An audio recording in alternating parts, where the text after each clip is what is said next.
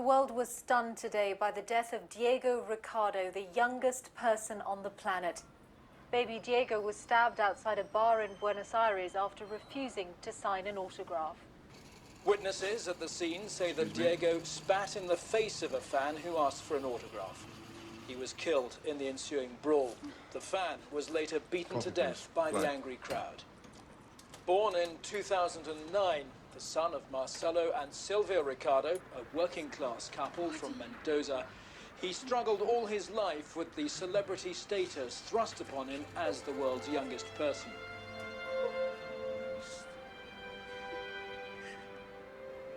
Diego Ricardo, the youngest person on the planet, was 18 years, 4 months, 20 days, 16 hours, and 8 minutes old.